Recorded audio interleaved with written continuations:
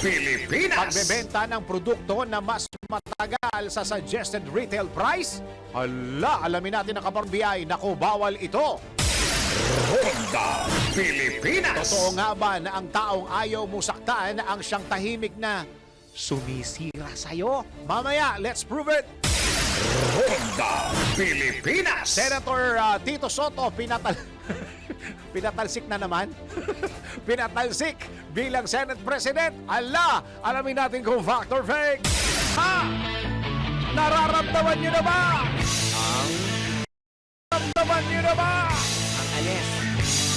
Nararamdaman nyo na ba? Ang anes. Marami nang gustong tumakbo. May isa lantaran na. Oo nga eh.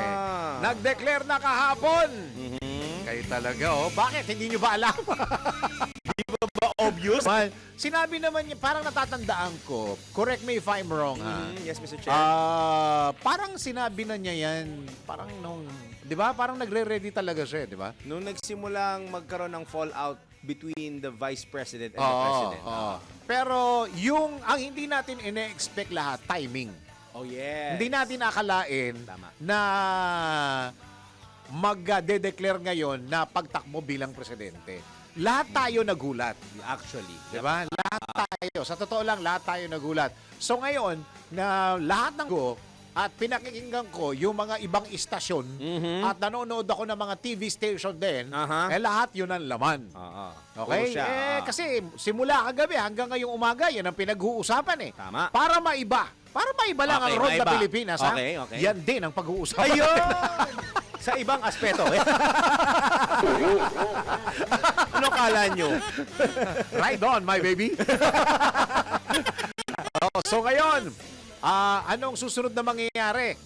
Itong kaaga nagde-declare yung mga tatakbo, baka magtuloy-tuloy yung ganitong kaaga mag-declare yung mga tatakbo. Marami-rami yan. Diba? Simulan mo sa mga nuisance candidate. Para asa pa meron tayong item na si Senator Risa Hontiveros ay sasabi din ng mga tatakbo ngayon sa 2028 din. Di ba?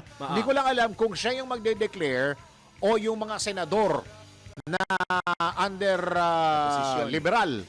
Liberal. Diba? Liberal. Hindi na sila. Liberal sa bagay, iba na oposisyon ngayon eh. Hindi na pinklawan ng oposisyon ngayon, di ba? Sa bagay, oo. So, kani-kanino at ano-ano ang mga mukhang naglulutangan para sa iboto ang tama. Ayan na. Itamang boto. Yun. DWIZ Election Special Coverage. Uwi na ako, narinig ko na yun eh. Diba, no? Parang sinasabi ko pa lang, parang pagod na tayo. Sinasabi mo pala na, track record. Diba? Ang dami-daming issue na lumabas. Tama. Diba? Yeah. Isa sa mga sinasabi na obvious na since last night, kahapon ng hapon, diba? Kahapon, last night na this morning, yan daw parang pagwa-warning dito sa ifa-file na impeachment case laban dito kay Vice President Sara Duterte. Warning diba? at sindak. Oo. Kaya sa palagay ko, hindi na kailangan warningan. Alam na nila yan eh. Hindi man mag-declare yun at alam nilang tatakbo yun, alam ko yun na yun eh. Kailangan pa bang sabihin na warning yun? It's not a matter of if. It was a matter of when. Kasi yung when, may sagot na, which was yesterday. Ngayon, titingnan na lang natin. Dapat, ang kausap natin ngayon ay political analyst, di ba? Busy yung mga political analyst sa mga panahon na ito. Kaliwat kanan sila. Ano na sila ngayon? Peak season nila. Peak season. Na maraming bukas din ako nagtatawagan. Coach, may political analyst Sino ako sa naman yan? PNGC. Sino naman yan? Tama ba ako? Si Prof. Dennis. Si Tokayo mo. Dennis Coronasyon. Coronasyon. Oo. Yan. Gusto ko rin marinig ang kanyang pananaw. Yan bukas. Naipakas ako yan para bukas. Bukod pa dun sa, dapat hindi namin pag-uusapan. Kaso, nag-announce kahapon. So, kasama na sa pag-uusapan bukas. Ako, interesado ako sa mga masasabi ng mga kababayan natin. Ayun. Sila yung may pinakamahalagang boses dyan. Di ba? Feeling nyo ba yung ganyang feeling ba ng mga kababayan natin Yung iba, parang hindi na eh. Hindi, Nagbago no? na rin ang dynamic ngayon eh. Yung talagang iba, nag-expect na may mga pangalang lulutang at magsasabi na eh. Eh, Oo. na nga. Yung hinihingi nyo ba? Ayan, may nagsabi na isa. Oo, yan. Tatakbo yan. Ayan na, nag-declare na. Exactly. Oo, so yung aasahan natin na magde-declare din yung iba. So, ibig bang sabihin nito, maaga din ang ano? Ayun tayo. Aga nyo. Magandang araw, Pilipinas! Live na tayo sa DWIC News Nationwide. Live na rin po tayo sa DWIC News FM regional stations and of course sa Radyo Ronda. At sa lahat ng mga ginagawang radyo, kanilang mga TV, Aleo Channel 23 at DWIC News TV. Magandang araw, Pilipinas! Ako, ang iyong magiging tagapagbalita. Ako si Dennis!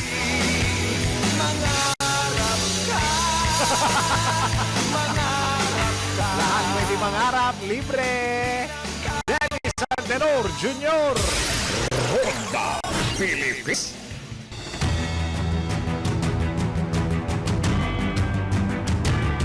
Sa detalye ng mga balita, kumbinsido ang isang political analyst na masihina ang impeachment laban kay Vice President Sara Duterte ngayong taon kumpara noong nakaraang taon.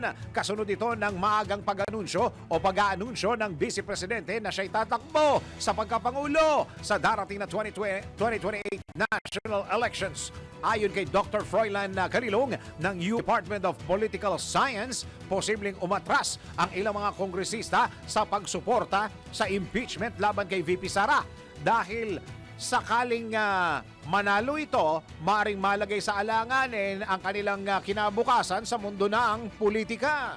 Technically, yung mga congressmen natin ngayon, no, knowing that she is already running, yung mga dati siguro na may agam-agam na tatakbo ba siya o hindi, na ngayon is sigurado na siyang tatakbo. No? Many of these congressmen may actually be thinking a lot of times whether or not they're going to sign, and most likely they might not sign the impeachment except for those congressmen who are really very solid na supporters ng ating Pangulo at saka ng dating Speaker. Pero yung mga ibang congressmen dito, they also will be thinking of their political future, because what if hindi siya ma-convict sa Senate and alam ng mga tao that they signed the petition, so what will happen to them in 2028? Tama, kasi ang kailangan sa Senate, 1/3 as impeachment judges, ano? 1/3 ang kailangan dyan. Samantala, makukuha niya kaya yung 1/3 na yun? Hindi malayo sa katotohanan. Ay, newsroom, yan. bigyan nyo nga ako listahan. Yan! Tingnan natin. Tingnan natin. Ngayon pa lang, malalaman na natin yan. Oo. Bigyan nyo nga ako listahan. Tapos, dalawa yung listahan, ha? Yung mga kaalyado Ayan. sa Senate Oo. at saka yung isang listahan na nanalo under administration ticket Ayan, at saka dun kay VP Sara. Ayan, tama, Ilan yung tama. mga senador, ha? Senador, ha? Samantala, binigyan din ni Dr. Calilong na hindi dapat magmadali ang mga oposisyon sa pag-anunsyo ng kanilang mga alas sa susunod na eleksyon. Lalo't mas kinakailangan ng mga ito na makahanap ng mas malakas na lider at makabuo ng alyansa na magpapatatag sa kanilang kampanya. If I am in their position, I will not be hasty with the decision to announce, no, or to file a candidate. Remember na kailangan decision to, no, na makakuha ng isang solido na kandidato na kahit paano meron talagang mandato. At hindi basta ito mangyayari, no. They need to form a coalition, or if they would like to go to an alliance, that will really be the thing, no. So hindi po pwede kasi nasasabay ka dito sa galaw ni VP Sara, kasi magmumuka na masyado kayong nagmamadali, no? Yan po ang dinig ng political analyst na si Dr. Froilan Calilong. WIZ! Ronda Pilipinas. Samantala, ibinida ni Senador Robin Padilla ang posibilidad ng isang girl power na tambala sa 2028 national elections. Ito'y matapos niyang tila tuksuhin si Senador Amy Marcos bilang posibleng maging katandem ni Vice President Sara Duterte sa 2026 elections. Anya, hindi siya naghahangad ng posisyon kundi nais niyang tumakbo bilang maging running mate ng Duterte, si Senador Marcos. Senator Amy, dagdag pa niya, Panahon na para maramdaman ng mga Pinoy ang tinatawag na girl power. Sinabi rin ni Padilla na pabor siya sa reconciliation at aktibo siyang mangangampanya para sa tambalang Saraimi sakaling ito ay matuloy. Si Dennis Antenor Jr. Ronda Pilipinas. Tanggap tayo ng sport.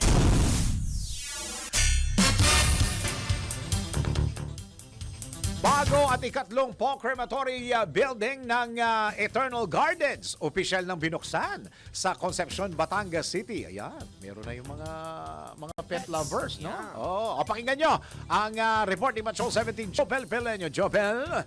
Tagumpay na isinagawa ang blessing and inauguration ng bagong Eternal Po Crematory sa Concepcion, Batangas City. Matatagpuan ang Eternal Po Crematory Building sa loob mismo ng Eternal Gardens, Concepcion. Sinimulan ang blessing at inaugurasyon ng isang Thanksgiving Mass na sinundan ng ribbon cutting at pagbabaspas ng crematory building. Present sa aktibidad si Eternal Po Crematory President Danica Cabangon, Eternal Po Crematory Vice Chairman Benji Ramos, Batangas City Mayor Marvy Marino, Vice Mayor Alaysa Cruz Atienza at iba pang lokal na opisyal ng lungsod. Dahil dito tatlo na ang Po Crematory ng Eternal Gardens na matatagpuan sa Eternal Gardens Santa Rosa, Laguna, Eternal Gardens Baysa, Caloocan City at ang Eternal Gardens Concepcion sa Batangas City. Sinabi ni City Mayor Marvy Marino na kanyang ikinasisiya ang pagtatayo ng Eternal Gardens ng kauna-unahang Po Crematory sa kanilang lungsod. Siyempre natutuwa ako kasi I think this is the first in the province, ano. Wala pa akong nakita actually. This is the first time I've seen one. And nakakatuwa kasi alam ko naman maraming pet lovers, lalong-lalo na dito sa Batangas City. And matutuwa sila kasi meron na palang ganito mapupuntahan nila para maihatid yung kanilang mga pets kung may nangyari man. So, and ito pong Eternal, yung at Cabangon Group of Companies, lalo na itong Eternal Gardens, ito po ay pinagpapasalamat ko kasi malaki na po talaga investment dito sa Batangas City. May mga sister companies po sila and we appreciate, syempre they are one of our best taxpayers. And parati po yan na-appreciate namin sa lungsod ng Batangas. Patunay ani Mayor Marino ang pagbubukas ng First Eternal Po Crematory na pet lover ang lungsod ng Batangas. Yes, napapansin natin yan. Talagang maraming may mga pets dito, no? And kung dati-dati yung mga dogs natin, naiiwan natin sa bahay, taga-bantay. Pero ngayon, di na siya maiwan. Sinasama na natin, pasyal, sama rin sa pagtulog, kaming kasama na pet sa pagtulog. So it shows our compassion for animals and therefore if we're compassionate sa mga animals, ganun din dapat tayo sa tao. Payag naman ni Ms. Danica Cabangon na itinatag ang Eternal Po Crematory dahil sa pagiging pet lover ng kanilang buong pamilya mula sa kanilang lolo na si ALC Group of Companies founder, late Ambassador Antonio Cabangon Chua, hanggang sa kanilang ama na si ALC Group of Companies Chairman D. Cabangon at pababa sa kanila ng mga bagong henerasyon ng Cabangon family. The Cabangon family, my dad, my grandpa, all of us, we are very fond of animals, particularly dogs. So even today, I brought my golden retriever with me, Bella. So she's here to witness the blessing and inauguration. So yes, part of the reason why we put it up is because the Cabangon family has strong ties to pets and we're very fond of them. So of course, we want to also we want to share the same type of love to other families. Ayon pa kay Ms. Danica Cabangon, asahan ng tataas ang bilang ng mga Po Crematory building na ito dahil sa nakatakdaring magtayo nito sa iba't ibang branches ng Eternal Gardens sa buong bansa. So actually our first branch opened in 2024 back in Santa Rosa, Laguna. Then our second was in Caloocan City just last year. And we're looking to expand right after Concepcion to Binyan and to Cabanatuan City up north and Olga. Payag pa ni Ms. Danica Cabangon na maaari ding i-cremate sa mga Po Crematory ng Eternal Gardens ang anumang klase ng hayop na inaalagaan ng ating mga kababayan. Ito si Patrol 17 Chopel Pileño para sa impilang may todong lakas, DWIZ. Nagbabalita ng tama, naglilingkod ng tama. Kapag may bagong balita, naka-on air, agad-agad, DWIZ Patrol Reports. Ayan, tama yan. Bagong balita, merong po crematory Yun. dyan po sa Batangas. Kaya kaya- nai-report yan kasi bago yan. Dapat Congratulations ha, Ma'am Danica. congrats po to the family. Kay Boss Benji sa kanila sa Eternal Group. Oo nga pala. Boss Benji. Boss Benji. Baka naman. Galing Iba yung, iba yung gusto ko sabihin eh. Mamaya Galing paglabas ko. Oh, yan yan. Nako. Galing sa ano. Hoy, congratulations. Eternal po. Eternal po. Crematory. Okay, tanggapin na natin anong magiging weather for today in the coming days.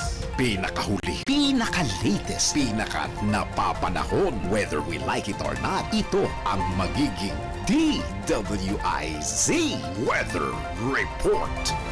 Andito na para sa ating weather report si Daryl Justin. Ay, magandang morning po sa ating lahat. Sa latest sa ating lagay ng panahon. Nako, patuloy pa rin po ang pag-iral ng amihan o northeast monsoon na nakaka-apekto sa malaking bahagi ng Luzon. At nagulat ako sa mic mo. Biglang lumabas sa premium microphone. Akala ko ano meron. Nagulat ako sa microphone.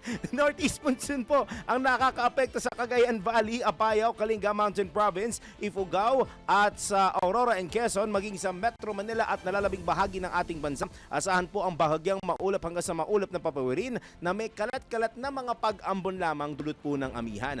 Habang shear line naman po o yung pagsasalubong ng amihan at easterlies ang magdadala ng maulap na papawirin na may kalatan at minsan ang mahihinang mga paggulog at paggidlat sa Caraga, Davao Region, Northern Mindanao, Socabgen, Eastern Samar, Samar Province, Biliran, Leyte, Southern Leyte, Cebu, Bohol, Basilan, Sulu at Tawi-Tawi. Habang sa nalalabing bahagi po ng Mindanao, asahan ang magkahalintulad na weather conditions dulot po ng mahihinang mga localized thunderstorms. Sa latest tropical cyclone threat potential ng pag-asa, bumababa na po yung chance na magkaroon ng isang tropical cyclone like vortex TCLV sa ating bansa, pero may posibilidad na mamataan pa rin po ito sa eastern portion ng ating bansa, pero mababa ang chance na mabuo bilang LPA at bagyo. Pero sa linggo po ng February 25 hanggang sa unang mga araw ng March 2026, asahan natin na wala tayong mararanasang cloud clusters o kumpol makaulapan na magiging bagyo o LPA, kaya matatapos natin ang February na 0 to 1 o isa lang yung bagyo na pumasok sa ating bansa. Magpapatuloy ang maganda. That's good. Yes, at maliwalas na panahon sa susunod na araw para po sa Metro Manila. Ayun, bakit hanggang Thursday? Mali pa rin na ilagay ko. Asahan natin for today dito sa Metro Manila na patuloy po ang init at ulan na may mga mahihinang pagkulog at pagkidlat na kadalasan pong nangyayari dakong hapon. 23 to 30 degrees for today sa Metro Manila, sa Metro Cebu. Ganun din po, 25 to 30 degrees naman ang agwat ng temperatura. Pero sa Metro Davao, paghandaan po ang mga pag-ulan, pagkulog at pagkidlat. 25 hanggang 31 degrees Celsius ang magiging range ng inyong temperatura for today dyan sa may Mindanao area. Sa ngayon, bago ang makalimot sunrise sunset po natin, tumilawak pa rin po ang manok. Loudly yan, kaninang alas 6:18 ng umaga at asahan ang paglubog ng araw. Ay, yan yung mga dinadala pagka na ano na. Akala ko nanganak yung manok. Hindi, akala ko nga. Hindi ba Akala yung... Ayan. Ayan, pwede pagka namayapa na yan. Ayan. Dadalhin nila sa Eternal po Crematory. Doon Yun. nila pwedeng bigyan ng parang dignified resting place. Yun. May bonus ka sa akin. Kay Boss Benji kaya kailangan. Si Boss Benji. Alas 6 po yan, mamagabi ang paglubog ng ating araw. Wala pa tayo kuwan data dun sa latest na Amihan Temp Check, pero baka maya-maya tanghali maibigay na natin. Ox. Iyon. Sa ngayon, yan muna aking latest weather reports, whether you like it or not. Ako po si Daryl Justin, nagbabalita ng tama, naglilingkod ng tama. Pinakahuli, pinaka-latest, pinaka-napapanahon, whether we like it or not, DWIZ Weather Report. Ronda Pilipinas. Oo, teka muna. Isang reminder muna tayo para sa ating mga kababayan na huwag matakot magpakonsulta sa tuwing makakaramdam ng sakit dahil may PhilHealth na siguradong aalagaan ng kalusugan mo. Lahat tayo miyembro at sigurado sa benepisyo. Pumunta lamang sa mga accredited Yakap Package provider para makapag-avail ng Yakap Package. Magpayakap, Para sa karagdagang impormasyon, bumisita lamang sa kanilang website na www.philhealth.gov.ph at pindutin ang click to call icon dahil Pilipino ka, may PhilHealth ka. Tuloy mga balita at impormasyon sa Ronda Pilipinas, samantala hindi kinumpirma o itinanggi ni Senador Amy Marcos kung siya ang magmate ni Vice President Sara Duterte sa halalan sa 2028. Ito ay matapos sabihin ni Senador Robin Padilla na sa isang panayam na personal niyang isinusulong ang tambalang Sara Amy. Sinabi ni Senador Marcos na hindi niya kailanman iniwan si VP Sara Duterte na anyay forever running mate niya. Yon. Nang tanungin kung bukas ba siya tumakbo bilang presidente, iniwasan ng presidential sister direktang sagot at sinabing antayin ang mismong anunsyo ni pangalawang pangulo ni VP Sara. Binigyan din ni Senador na magandang balita ang pag-anunsyo ni VP Sara Duterte na tatakbo ito bilang pangulo dahil nagbibigay niya ito ng pag-asa sa mga Pilipino sa gitna ng anyay magulong pamahalaan. Ronda Pilipinas. Samantala, tanggap po tayo ng isang report ng most wanted sa Valenzuela sa kasong robbery na aresto sa Surigao del Sur. Alamin natin ang report mula kay Danny Cruz. Kuyang Danny, go! Ibinalita ni Police Colonel Joseph Talento na naaresto na ang isa sa top 10 most wanted person sa station level ng Valenzuela City Police Station na dakipang wanted sa isinagawang manhunt operation ng pulisya sa Barangay Quezon, Tandag City, Surigao del Sur. Pinangunahan ng operasyon ng pinagsanib na puwersa ng Station Intelligence Section sa pamumuno ni Police Cap Mark Angelo Bucab, katuwang ang mga tauhan ng Tandag Component City Police Station, National District Intelligence Team at Regional Intelligence Unit ng NCR. Naaresto ang suspect na nakilalang si alias Jumer. Walang trabaho at residente na naturang lugar. Siya ay nakatala bilang number 10, top most wanted person sa antas ng station level ng Valenzuela Police. Ang warrant of arrest laban sa akusado inilabas ng Regional Trial Court Branch 171 na may petsang May 26, 22. Ito ay nasa kasong robbery with violence against intimidation of a person sa ilalim ng Article 294 ng Revised Penal Code. Ayon kay Police Colonel Talento, ang suspect ay mahigit 3 taon ding nagtago sa batas. Sinabi nito na patuloy na nagtatagumpay ang kanilang operasyon laban sa mga wanted person. Tutugisin daw nila ang mga wanted na ito kahit pa magtago sa malayong lugar. Metro Patrol, Danny Cruz, naguulat sa himpilang Maypas. DWIC, nagbabalita ng lingkod ng tama. Ronda Pilipinas. Tuloy-tuloy mga balita at impormasyon sa Ronda Pilipinas. Lahat na lang nag-uusap tungkol sa anunsyo kahapon ni VP Sara. Mula kahapon ng hapon, kagabi, ngayong umaga. Ha? Lahat na lang nag-uusap. Ha? Para maiba. Yan din ang pag-usapan natin ngayong umaga ito. Okay. Nasa linya po natin ang isang political analyst na pag-uusap natin ang pagtakbo ni VP Sara ngayong 2028 national election. Ha? At nasa linya po natin si Professor, ang aking paborito, idol ko to, Ronald Llamas. Secretary, magandang araw. Secretary, magandang araw. Magandang araw. Magandang araw. Kamusta? Yun. Kayo ba ay nandito sa Pilipinas ngayon, Secretary? Wala. Nasa ibang bansa pa. Nasa Japan. Pabalik mamayang gabi. Oy, okay. Siguro naman nabalik.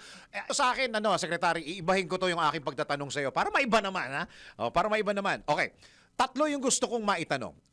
Ang gusto kong pag-usapan dito, #expectations. Okay? Expectations ni VP Sara, expectations ng Malacanang, at expectations ng Pilipino. Unahin muna natin si VP Sara. Ano ang kanyang ini-expect pagkatapos ng pag-anunsyo niya kahapon, Secretary? Go ahead.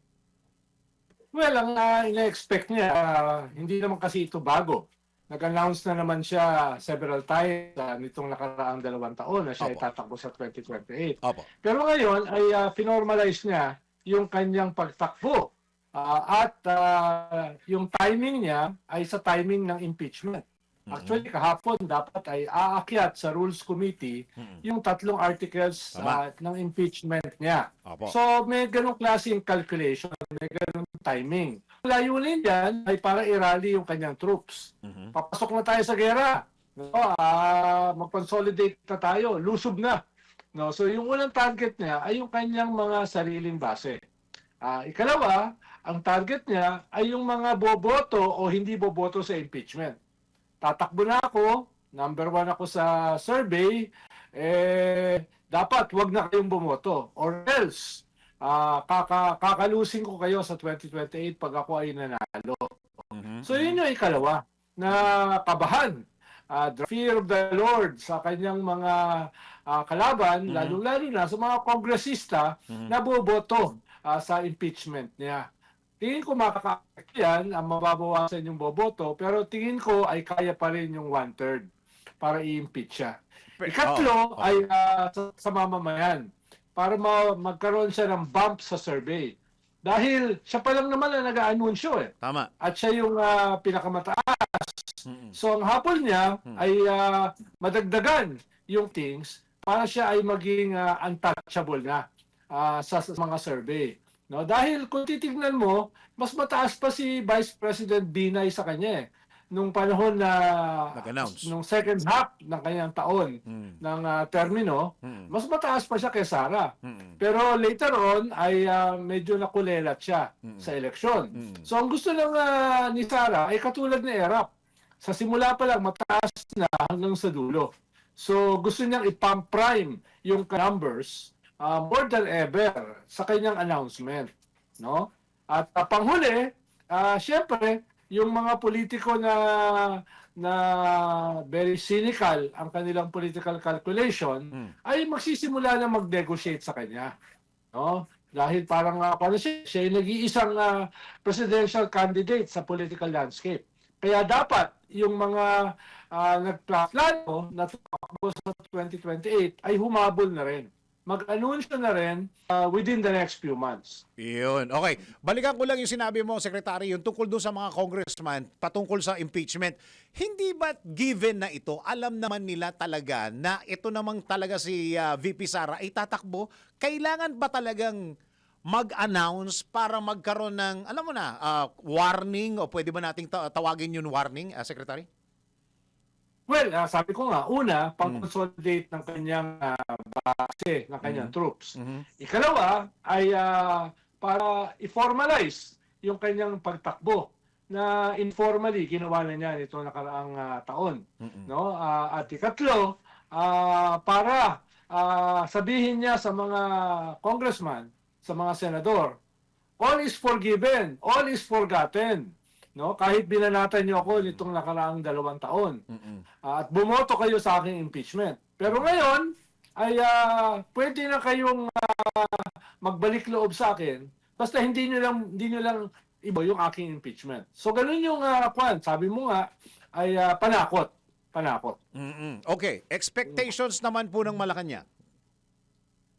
Well, una, tingin ko ay kumpara last year, no, ay mas decisive yung Malacanang. Although hindi nila aaminin dahil co-equal body ang Kongreso eh. Tingin ko ay medyo kahit late in the game ay mas kumbinsido sila na dapat nang ituloy ang impeachment. Although hindi nila nga aaminin. Pero in so many words, sabi nga ni Yusek Claire Castro, hindi na hahadlangan ng presidente ang impeachment. Ibig sabihin, last time, hinadlangan niya. No? So, yun yung attitude ng Malacanang. Ang problema ng Malacanang, pababa yung kanilang approval rating. Walang natatakot sa Malacanang. No? At ang problema nila, palapit na yung election. At number 1 sa rating si Sara. Nilang dilema. Kaya kailangan nilang mabilisin ito. Tingin ko, in a few days, ay isasalang na yan sa plenary after ng Justice Committee. So makakapasa ng Justice Committee ito sa palagay nyo, Secretary? Yes. Makakarating hanggang plenary? Plenary. Tapos doable yung 1/3. Doable yun. Ibig sabihin, hindi siya yung 260 votes last year. sa Okay. impeachment. Okay. Pero kakayanin niya yung mahigit 105, 106. Tingin ko Ilan po? 105, 106. yes, yung one-third. Sa Hindi Senate ko alam po, yung eksakto. sa Senate po, Oo. yung future ng impeachment, palagay po ninyo. Well, yan yung matindi. Uphill yan. Dahil 2/3 ang habol eh. Tama. At yung majority na 15, wala pa yung 2/3. At yung 15, hindi lahat yon ay pro-impeachment. Kaya, yan, labanan yan ng quid pro quo. Yan ng negosasyon. No? At huwag natin kalimutan, may several senators ang posibleng kasuhan ng corruption, ng plunder, no, at ng malversation. So, diyan papasok yung mga negosasyon. Diyan siya mga nanganganib ng mga senador kahit sila ay nasa minority. Hindi ko sinasabi na yan yung mangyayari. Sinasabi ko lang, yan yung posibleng. Yan ang posibleng mangyari. Okay, iwanan natin yung mga politiko. Yung mga Pilipino po, paano nila ito tinatanggap at paano po nila ito babasahin? Well, karamihan naman ng mga Pilipino ngayon ay nagmamatsyag. Okay. Meron ka siguro 50-60% na malinaw na yung positioning. So, agawan yan. Halimbawa, yung BBM, yung mga independent na tulpo, yung mga Pinklawan, at yung mga Duterte. Yan yung naghahati dyan sa 60%. Pero meron kang 40% na undecided. Yan ang magpapalalo o magpapatalo sa'yo. Yan 40% na yan na undecided. Yan yung naghihintay. What's in it for us? Yan yung naghihintay. Sino ba yung pinaka-dito? Winnable. Sino ba yung sasalba sa ating bansa? Dahil huwag mong kalimutan, more than at any other time sa ating history, ang kinakaharap natin ngayon ay either salvation or damnation. Bakit? Dahil unprecedented yung corruption. Unprecedented yung invasion ng China sa ating territory at yung mga taksil na kasama nila. Unprecedented yung problema natin sa ekonomiya, lalo na halimbawa sa pagbagsak ng piso. Unprecedented yung paghina ng ating mga institusyon, yung ating judiciary, yung ating kongreso, yung ating executive, etc. So, sa ganyang klaseng kalagayan, kailangan mo ng savior. So, tingin ko, mamamayan, ang hinahanap is no less than a savior sa ating unprecedented problems and crisis. No? Yun yung tingin ko, yung hinahanap ng mga tao. At kung sino yung makakapagpresenta sa sarili as a savior, Savior. dito sa napakaraming problemang ito, yun ang mananalo. At hindi nila ito binabasa na, teka muna, maaga pa yan, 2028 pa yan eh. Walang ganon. Lalo na sa social media. Walang ganon. Yung dating rule na masyadong magpakilala pa ng maaga, Oo. mukhang hindi na yun uubra. Dahil ngayon, ang 2028 will be decided in 2026. No, yung ngayon papapasyahan yan. May mangyayari ba sa impeachment? May mangyayari ba sa plunder?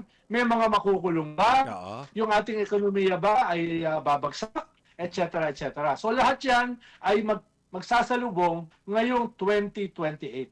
2026. 2026. Kaya 2028 will be decided in 2026. Kakakita ba tayo ng mga pagbabago na mga anunsyo o opinion dito sa mga tatakbo at saka mga players? Kung pwede ba nating tawagin na mga naglalaro na mga kwento sa mundo ng politika. Yung tipong mga sinasabi ba nila magbabago because of the announcement yesterday by VP Sara, Secretary?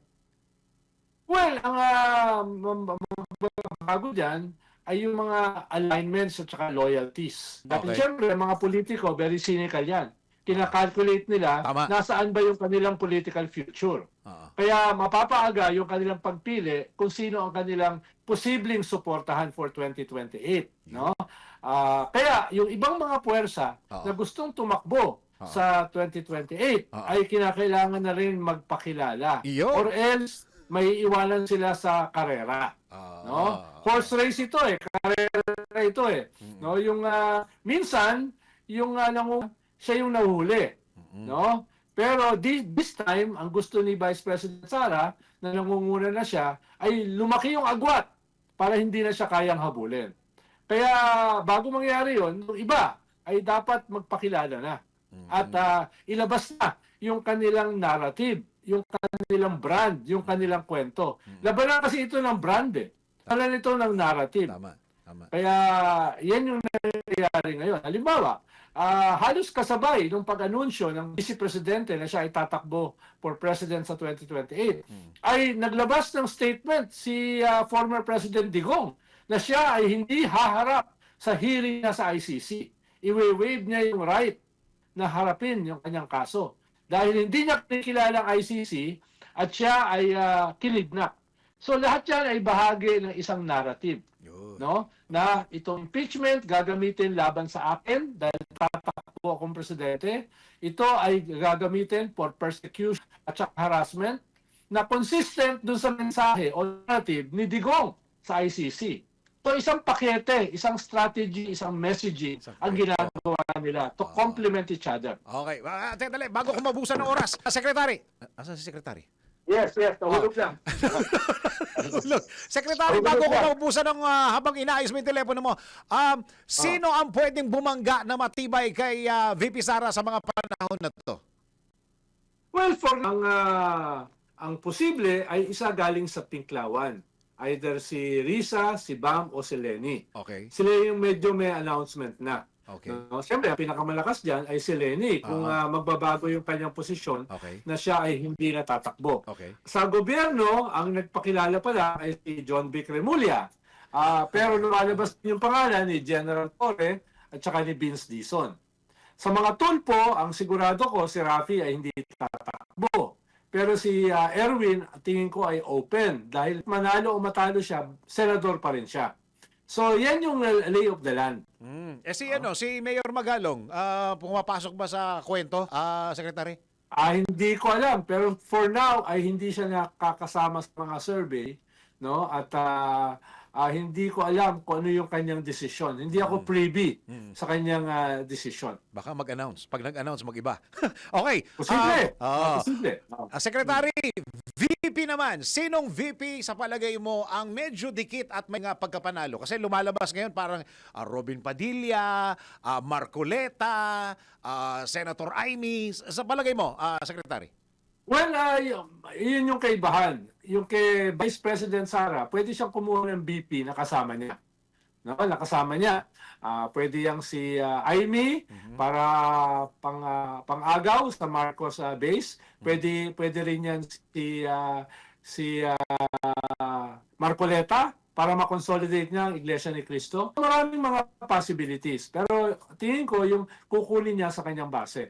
Yung sa kalaban naman nila, ang kukunin dyan ay yung value added. Ibig sabihin yung hindi kanya. Halimbawa, kung tatakbo si Lenny o si Risa, ang kukunin nila ay hindi pink. Pwedeng si Erwin Tulfo, pwedeng si General Torre, yung hindi nila kasama para may value added. Paano kung mahigit isa ang tatakbo labang kay Sara, kado. Pabor yung kay Sara. Kaya malamang ay isa lamang ang kandidato. At dahil isa lamang ang kandidato for president, yung kukunin niyang vice president ay hindi galing sa kanyang sariling kampo. Para may value added. Tama. Oo. Okay. Ito, last na. Promise, maubusan na rin ako ng oras. May nagpapalutang po ng BBM at saka Pinklawan na magkasama. Ano ba sa inyo rito? Well, tingin ko medyo malabo yan. Dahil at least yung coalition. Yung informal, halimbawa, hindi magpapatakbo ang BBM, no? Pero walang koalisyon. Yung ganun yung pwedeng mangyari. Hindi magpapatakbo ng presidente, tapos yung Pink magpapatakbo, pero walang formal na koalisyon or united front. No? Yun yung tingin kong pwedeng mangyari. Instead na formal coalition. No, halimbawa, Sabado, pupunta si BBM sa Naga, inaugurate ng isang proyekto. Siyempre, nandun si Mayor Lenny Robredo, iba yung optics. Pero in terms of formal, official coalition, tingin ko malabo. Yun. Secretary, maraming salamat po sa oras na binigay niyo sa DWIZ po. Anytime. Salamat din. Thank you very much, Idol. Yan po si Professor Ronald Llamas. Oras! Pilipinas! 8 minuto pa bago mag 11 ng morning. Nag-uwi ng 9 na medalya ang mga Pilipinong nakabase sa United Arab Emirates matapos ang matagumpay na kampanya sa Open Masters Games sa Abu Dhabi. Pinangunahan ni Janet Rodriguez ang panalo ng Pilipinas matapos makuha ang ginto sa women's singles age 30 plus table tennis. Natalo niya ang kalaban mula Syria kahit natalo sa unang seta at nagtapos ang laban sa score na 13-15, 11-6, 11-7 at 12-10. Dalawa ring gintong medal kuha ni David Loh. Kabilang ang panalo niya sa men's singles age 45 plus finals laban kay John Suico. Nauna na ring nanalo sina Loh at Suico ng ginto sa men's doubles. Isa pang ginto ang nakuha ng Pilipinas nang talunin ni Kare Pobre ang kalaban mula Taiwan sa men's singles. May mga silver medal naman sina John Suico, Mary Joy Cremana at Jeneline Alamazana, habang bronze medal ang napanalunan ni Jeremiah Manalastasa, Darrell Padilla at John Gadores. Ang mga atleta ay pa-overseas Filipino workers sa UAE na nagbigay karangalan sa bansa sa naturang palaro. Para sa Sports News, Kim Gomez nagbabalita ng tama, naglilingkod ng tama. Arena Plus Sportsbook. Arena Plus. Gambling is for 21 years old and above only. Gambling can be addictive. Know when to stop. Ronda Pilipinas! Ito na ang latest, bagong-bago, fresh na fresh. DWIZ Showbiz News. Epic Quezon, ibinida ang pagtatapos sa kolehiyo. Showbiz balita mula kay Anton. Para sa aking balitang showbiz, nagtapos na ng kolehiyo ang aktor na si Epic Quezon sa De La Salle University sa Maynila matapos ang 30 taon. Sa Instagram post ni Epi, makikita ito nakasuot ng toga ng DLSU College of Liberal Arts habang nakapost sa harap ng St. Lazal Hall. Ayon sa aktor, thesis na lang ang kulang niya noong minto siya sa noong 1996 dahil umano sa kanyang showbiz career. Inialay naman ni Epi sa kanyang mga magulang na sina Dolphy at Pamela Ponti at maging sa kanyang mga kapatid at anak ang kanyang pagtatapos. Ayon kay Epi, bagamat hindi na nakita ng kanyang amang si Dolphy ang kanyang pagtatapos, ngunit masaya naman daw siya dahil nasilayan pa rin ito ng kanyang ina. At iyan aking balitang showbiz para sa impinametodong lakas, DWIZ. Ako si Anton, nagbabalita ng tama, naglilingkod ng tama. Ang bato ay inihatid sa inyo ng Bingo Plus. Bingo Plus, bingo sa saya, plus sa panalo. Gaming is for 21 years old and above only. Keep it fun, game responsibly. Ronda Pilipinas! Pagbebenta ng produkto na mas mataas sa suggested retail price. Ha? Alamin ang kaparusahan sa NBI. Naku, bawal ito! Alamin kung bawal o hindi. Dahil kung di mo alam to, kaso ang kakaharapin mo sa NBI. Nako, palito! Pagbebenta ng produkto na mas mataas sa suggested retail price? Nako, bawal ito. Ika nga nila, wala nang mura sa panahon ngayon. At sa kabila ng patuloy na pagtaas ng presyo ng mga bilihin, marami ang nananamantala na mga negosyante na nagbebenta ng mga produkto na mas mataas sa itinakdang presyo. Pero nako, alam mo bang labag sa batas yan? Ayon sa Department of Trade and Industry, mayroong suggested retail price o SRP na itinalaga para sa mga pangunahing bilihin tulad ng bigas, sukal, sardinas, kape, sabon, gayon din sa mga pang-araw-araw na produkto gaya ng mga canned meat o gatas. Batay sa Republic Act No. 7581 o ang Price Act na inamyendahan ng Republic Act No. 10623, layunin ng batas na protektahan ang bawat mamimili laban sa mga mapagsamantalang tindero o negosyante. Pigilan ang di makatarungang pagtaas ng presyo. Tiyakin na may sapat na supply ng pangunahing bilihin lalo na sa panahon ng krisis o kalamidad. Sa ilalim ng batas, mahigpit na pinagbabawal ang price manipulation na nahati sa 3